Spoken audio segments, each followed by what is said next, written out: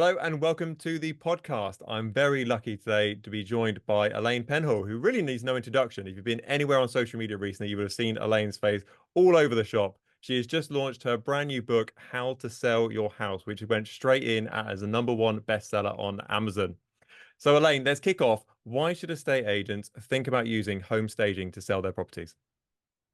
Home staging is a property marketing tool, and the reason for estate agents to use home staging is to get faster sales for more money for their clients, so that their clients win because they're getting their house sold very quickly and getting the best possible offer that they can in a short time. And estate agents are winning because they're going to get their commission more quickly and also really ramp up their reputation as being the go-to agent because they get great sales.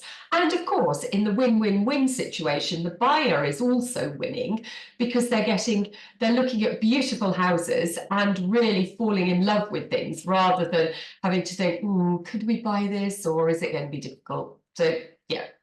And I was obviously doing a bit of research for today's show. So I was stalking your Instagram and social medias to an inch of its life. And I saw a stat on today that your average selling time with lemon and lime interiors is 16 days compared to the average being more like 62 days. So that obviously reinforces what you're saying there.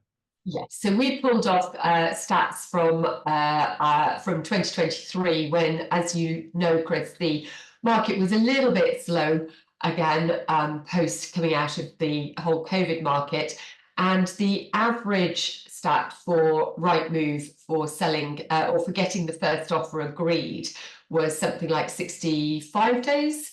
And for us, our stats for the homes that we'd staged, on average, 16 days that offers were agreed. So it's a huge difference, because people can really see something, fall in love with it, and will make an offer more quickly generally, because what we are doing is, through beautiful presentation, is generating more competition. So those people who think, oh, well, I'll just have a little look around, are being kind of thinking, actually, I must do this quickly because otherwise I'm going to lose out. And what sort of properties do you think you best suit? Because in my mind, I'll be thinking, excuse the expression, posh properties. I'll be thinking it's a posh, nice big house. It's a couple of million quid. And it's got a nice tennis court outside. Great, let's get Elaine in. What's your bread and butter when it comes to the sort of properties you deal with? Well, I'm just really pleased that we've done our brand marketing well. Because what we do, our niche in the market is premium country houses. So exactly what you've just described. So houses that are either period homes where somebody's lived for a long time, or new build, or much more contemporary country houses with a little bit of land, probably usually a family market, that kind of thing. However, now, as staging is growing and becoming much better known in this country, and already it's huge business in the States, it's been increasingly become big business in Australia. I was lucky enough to go out there at the beginning of this year to a conference, to speak at a conference, met a lot of stagers. It's big business out there too. And increasingly in the UK as well now, because it is such a good marketing tool, there are now staging companies that work in every part of the market. So in everything from HMOs or serviced accommodation, right the way through to the super prime things that, the likes of Buying London that Daniel is selling in, through the, you will have seen Buying London, the Netflix show too. So there are stages that work in every niche in the market in much the same way that there are estate agents that work in every niche in the market. It just so happens that for us, premium country homes is our niche. That's not to say we don't do anything else. We do. Everybody always has outliers. And in particular, we have investors who have bigger houses themselves, perhaps, but they have investment properties. So we've got things on the market right now. We've got things on the market from 200,000 right the way up to 17.5 million. Wow, 17.5 million. That's a price tag and a half. Yeah, isn't it though? Yeah. I'm not So buying. So when you talk about presenting a property, so one of the things that really stuck out in your last book, which I binged read on a Friday night on the sofa, which sounds about as rock and roll as it actually sounds. One of the big things that kind of came through the message there was sort of the setting the property up and presenting the property with regard to who is the perfect buyer. So I've talked a lot historically about saying, your Rightmove ad and all your text and all your copy should be, are you a family? Are you a first-time buyer? Are you an investor, for example? Then obviously you took that to the nth degree and go, actually, it's beyond that advert, and actually it's the way you present a property. Can you talk to us more about how you set that up? Yes, because you're exactly right. The bit that appears on Rightmove absolutely has to instantly grab the right buyer. And you will know that the very first thing that most people look at on Rightmove are the photographs or the photos and the video. Now, the text can be amazing. All of the other stuff around it can be fantastic. But probably somebody doesn't even get that far, because if the photos don't really grab them, then they're not going to even bother. I've likened it on many occasions to internet dating. So, for example, if somebody puts up a profile of themselves on an internet dating site, I'm told, then and perhaps haven't had a shower, just haven't put on clothes that make them look well presented or as though they care for themselves, then the chances are that anyone looking for a profile is never going to find out from reading it that actually that they're a really lovely person, they do lots of charity work, they've got a very nice dog. They're never going to find out that bit because they're not going to read the text. They're going to simply scroll past photos, next. And people buy houses now or look at houses in very much the same way. You've literally got those few seconds.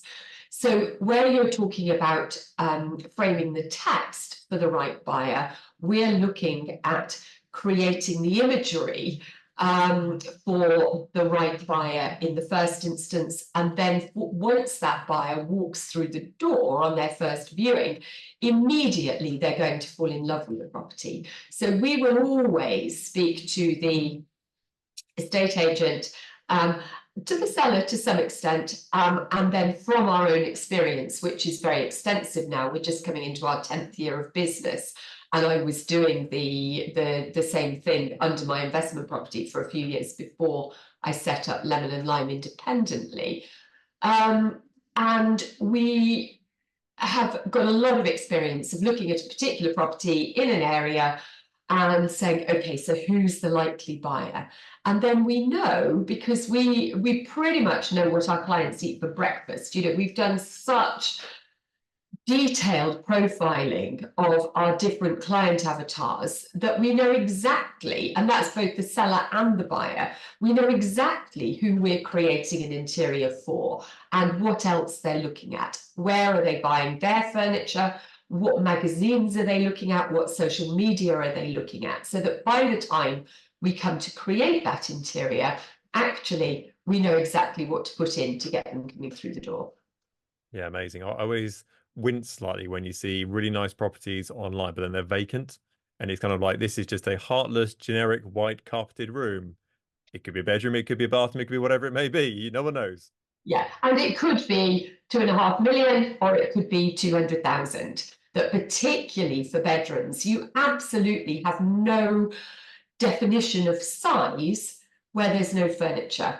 So it's a really difficult thing. If something is empty, very, very hard to get a sense of value. And you can't fall in love with it. Most of us don't fall in love with something that's white walls, grey carpet, looks like a standard box. We just think, oh yeah, whatever, maybe I'll have a look at that one later. And it goes on to the maybe list at best. The empty ones go onto the maybe list at best. But if you then see 4 or 5 properties that come above the maybe list will drop off onto the nose very, very quickly. And talk to me about the chapter in your previous book. You talked about, instead of a price reduction, you bring yourselves on board to go, actually, let's kind of va-va-voom, probably not the technical term, the property. So instead of you dropping your price down by £10,000, £50,000, whatever it may be, get us on board instead, and actually that can be an angle to go down. So talk us more about how that would work. Yeah, so we work at 2 stages for the marketing of a property.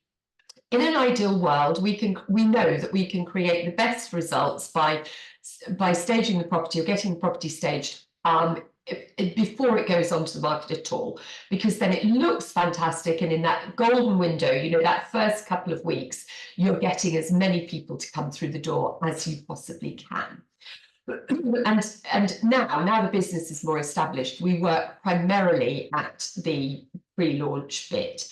However, where a property has been stuck on the market for a number of weeks, months, you know, the market hasn't been straightforward in the last 18 months or so, as we know. And where a property's got stuck on the market and the first agent, and in some cases, second agent, and maybe even the third agent, haven't given the buyer, the seller, really good advice about the presentation, then it's the fourth agent comes in and says, I know you're really disappointed, Mr. and Mrs. whatever, but actually I don't think your price is the problem. I think you're not getting people through the door because actually they're not falling in love with the photos. They're not falling in love with the marketing, the photos, the video, the promotional stuff that's going out there. Let's consider your presentation and try to get a different buyer through the door than you have done up to now. And if that costs you £10,000 to fully furnish it or do the va-va-voom or the, you know, and we'll talk about price, you know, costs a little bit later. But if that's going to cost you 10,000, but the alternative is me dropping the price by 100,000, then clearly it's you know, you do that and the return on investment is fantastic. And of course, like anything, there's no guarantee. But what we do know is that if you keep doing the same things without making any changes, you will, in all likelihood, keep getting the same result. In other words, no sale. And you'll have to then keep bringing the price further and further down. I can kind of hear a bit of a conversation that I've had many times with vendors over the year when it comes to the pricing of their properties and looking to get a price change of the property. And it goes, look, you're getting loads of views online, loads of people looking at the advert, but no one's picking up the phone to actually view your property. So it's one of two things. It's either the price or the pictures. And historically, I've always gone, it's definitely the price. And I've never taken a step back and gone, actually, have I done everything I can do with regard to presentation of the property, with regard to, yes, it's had pro photos, but has it been professionally staged to actually look for the perfect for the next buyer on that property? Probably not.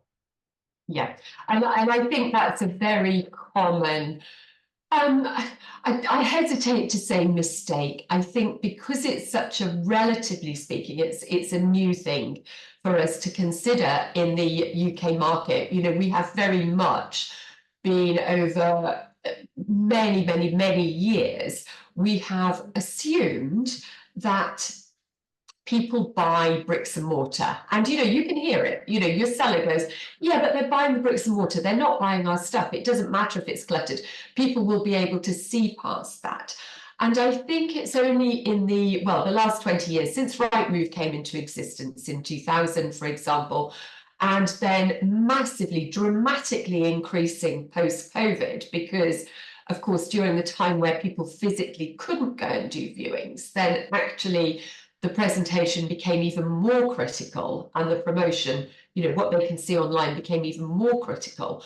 That's the point where I think now agents are beginning to wake up to the fact to it's not always the price. You know, agents sometimes do get the price absolutely spot on, but because the presentation isn't good enough to match the price, then people just aren't bothered. There's a lot of stuff on the market. You know, at the moment, there's quite a lot of stuff on the market, and the buyers are still a little bit, you know, not really fighting over things again yet. So you've got to get all of it right. And it's actually why I wrote the second book, Chris, because the first book very much focused purely on the presentation, as you know.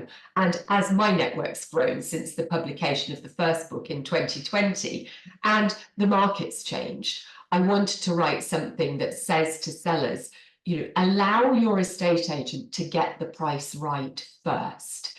You can help them by not pushing them into the overvaluing, the hopeful valuation, and listen. If your estate agent is being very straightforward with you, you know, we've got an aspirational price, which would be the pre-launch price. I'll phone my database.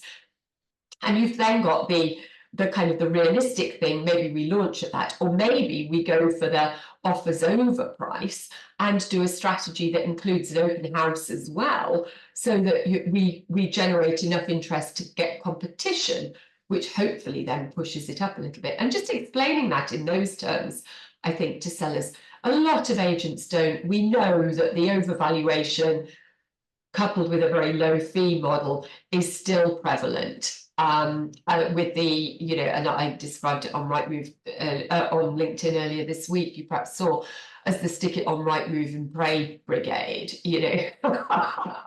and sellers just aren't educated enough. Now, that's not to say that they're not educated people. It's not a sophisticated market because we sell so rarely in our lives. And so why should I know as a seller how the market has changed and how the marketing of a property has changed since COVID?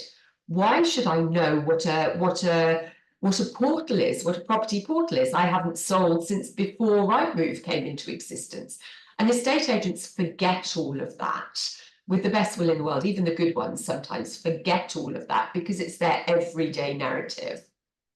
And it kind of rolls into kind of the social mediaification of the world, for example. So obviously, you're looking at any image you see online, outside of, social media effectively, well, some social media is going to be photoshopped. It's going to be, everyone's always smiling. It's always, no one, so many pictures online, people blinking. That's like gone. Like everyone's like, take 5 pictures, find them, I'm not blinking. And I think that the presentation of property is starting to catch up with that sort of social mediaification, that everything must be perfect. It must be kind of like gift wrapped, ideal. This is your buyer, walk in the front door. Wow, it's amazing, sort of thing. So people expect that across the board. I think it's an agent's responsibility to make their vendors aware that that option is there. And I think a lot of them aren't aware that option is there for them currently and just kind of are doing what they've always done effectively. Yeah, yeah, completely. And, I love the expression social mediaification because it is exactly that. We're used to seeing now very carefully curated images online and for everything else except houses, bizarrely, when it's our biggest capital asset, and it really does astonish me that agents don't yet, not in every case, there are some great agents out there. We work with some really great agents, but in every single case, it's not yet true that an agent sees themselves as an advisor or a consultant first on the marketing of a property. And therefore are not necessarily seeing themselves as the giver of really good advice and of bringing in a team of people that can then support that advice by carrying out anything that needs to be actioned. Yeah, I would say that most estate agents, I'm going to throw my neck on the line here. Most estate agents view themselves as the expert in the property market and how you should sell a property, unless the vendor says differently. And the vendor says, I want you to put 15 properties of the pictures of the garden online. Yeah, I'll do that for you. I want you to go on at 300 instead of 275. Yeah, I'll give it a go, sort of thing. So they're the expert, unless there's any kind of friction other way where they just throw the towel in and go, yeah, fine, bugger it, we'll do whatever, sort of thing.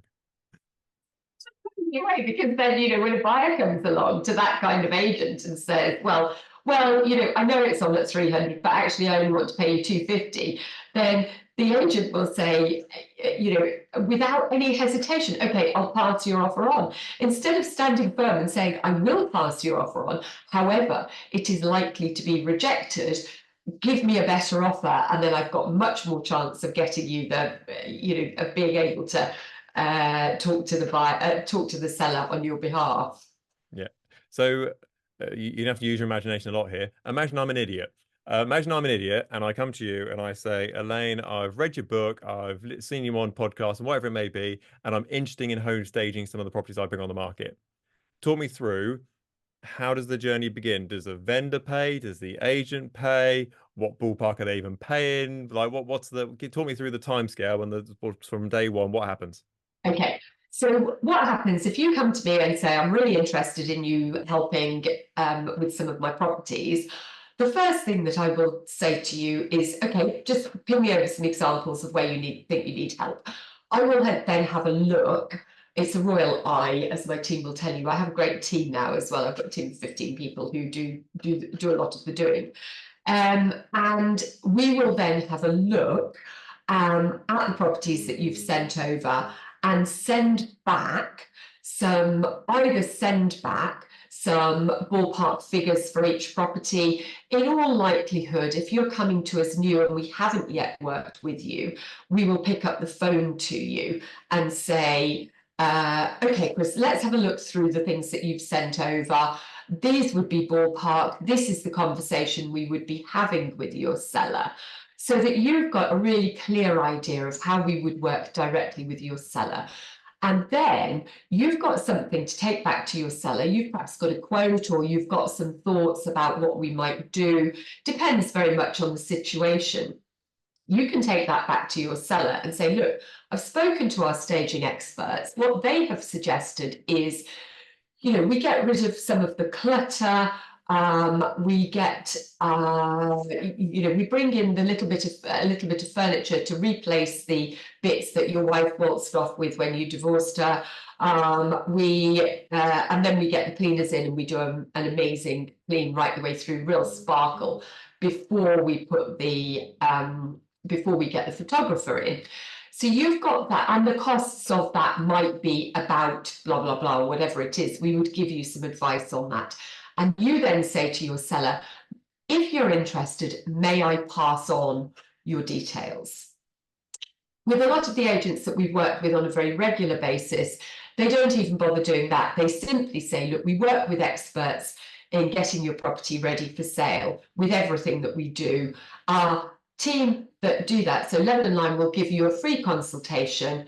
May I pass on your details? So you're already adding value as an agent when you go out, because nobody else has suggested that they've got the leading experts in this type of property on the end of the phone on speed dial, and they will just sweep in and give a free consultation.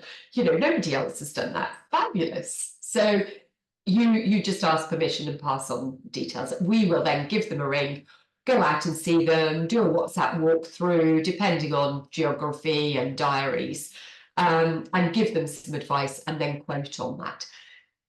In terms of costs, it's really hard because it's kind of a how long's a piece of string question. Sure. If a property is occupied and needs a really good declutter, some art on the walls, some accessories, some soft furnishing, just needs a general va-va-voom, is how you described it earlier, then the cost of that can be anything from absolutely nothing, because we're going to give them free advice. They're going to pop out to Dunelmore, to their best friend's house, and borrow things and do it themselves, up to about 0.5% of the guide price if it needs a really big declutter and quite a lot of stuff bringing in. At the other end of the scale, if a property is completely empty and needs to be fully furnished, then you might be looking at somewhere between 1 and 1.5% of the guide price to fully furnish the house until the point where the sale exchanges. It's a little bit, so in London, for example, where we're working with super high-end property, which we don't do a lot, it's not really our niche, but where that happens, the floor area, the square footage, is very small compared to the price tag. In which case, the percentages will be very much lower. So 0.2% for completely furnishing, for example, in a really, really high-end house is much, much lower. In a very big farmhouse, 5,000 square foot rambling farmhouse up in the northeast, where property prices are very much lower compared to square footage, then the percentage cost might be a bit higher. It might go up to 2%, for example. And let's assume you've gone for the empty properties. Let's go kind of like a worst case scenario, effectively. So it's an empty property where it's been rented out for the last 10 years or so, and they say, yeah, great, Elaine, love you saying, get the beds in and the sofas in and whatever else it may be. Do you just turn up with a lorry and it just stays there until it sells, or what's the sort of how long do these timescales work for on that side? Yeah, pretty much. There we go. Lorries, it depends how big it is. So we have multiple ways of quoting these days because clients are also different. Marketing timeframes are very different. So the kind of the extreme cases of that. So we will initially quote for an 8-week period of staging, and that's a fixed cost because that includes curating the inventory at our end, getting it all on site, dressing it, making it look amazing, all everything. And the furniture then stays there for 8 weeks. And in that time, the agent's doing everything that they've done. They've probably done their coming soon marketing, all that kind of thing, getting people through. And then usually by the end of that 8 weeks, there is at least one acceptable offer on the table. If at that point, so let's say there is just one acceptable offer, but it seems to be fairly secure, but the agent or the seller has a hesitation that it might fall through. And as you know, it's somewhere between 25 and 33% at any one time that fall through before exchange. Where that's happened, if there's any doubt about the security of that offer progressing, then the furniture then goes on to a rolling monthly contract. So the seller can keep it in for as long as they need it, basically, until they've got exchange and they're confident that their sale's not going to fall through. At the other end of that, and obviously there are then ongoing costs as well. So, but not as much because then it's only furniture rental. It's not the cost of setting up or anything. At the other end of that, and to help manage costs, and where you have got an agent who's going to do really aggressive marketing, if you like. So we've just done one recently whereby the sellers had a limited budget, and we agreed with them to fully furnish this house, and it's nearly 10,000 square foot. And we agreed with them to fully furnish it for 6 weeks, so a fixed period of 6 weeks. Leading up to the point where we put the furniture in, the agent was doing a lot of coming soon marketing. The furniture then went in, and they have absolutely saturated social media with this property and the images and blah, blah, blah. And they got within a few days of it going on the market, they got an offer agreed, which was at about 20% over the guide price. So, and that offer had got plenty of second people, kind of backup offers as well. So they were then happy that at the end of that 6-week period, we could take out, and we have now taken out the furniture. So the limited budget was coupled with a very, very aggressive marketing package, which absolutely was brilliant and worked fantastically well for everybody. And do any of your agents that work with you do sort of like a package deal effectively, where they say instead of paying me, I pick some really round figures here to make my maths easier. Instead of paying me 1% as your estate agent and paying Elaine 1% so and so, they just come to the front door and go, right, our package is 2%, and for that you get us selling your house, and you also get the home staging involved with that as well.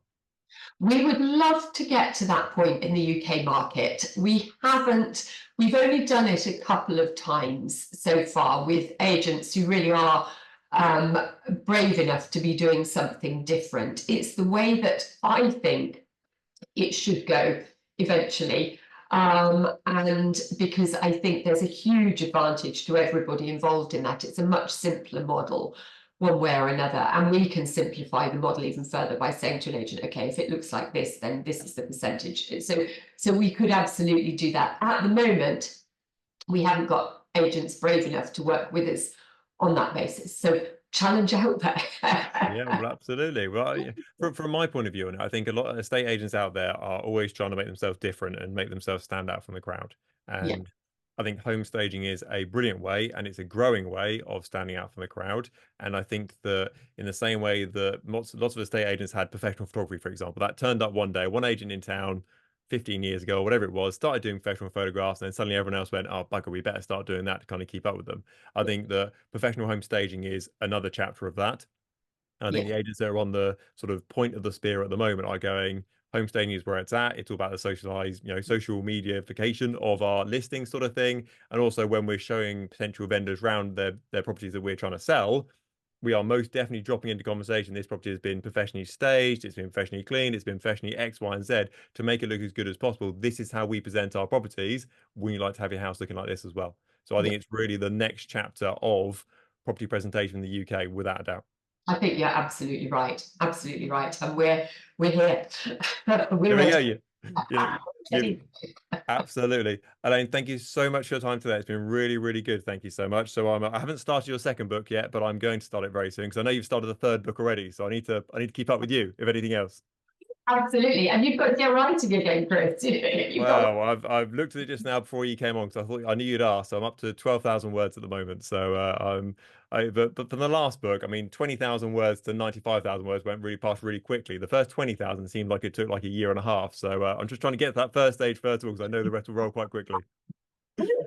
fantastic, fantastic. Well, if it's any consolation, my publishers say about 35,000 is about right. So mine's sitting between 35 and 40,000. So you're halfway there nearly. I can start sandbagging for book number three. I would make it like a two-parter, but like Star Wars all over again. Absolutely. Go for it. Excellent. Elaine, thank you for coming on today. It's been amazing. Thank you so much. My pleasure. Thank you for having Thanks, me. Elaine. More than welcome.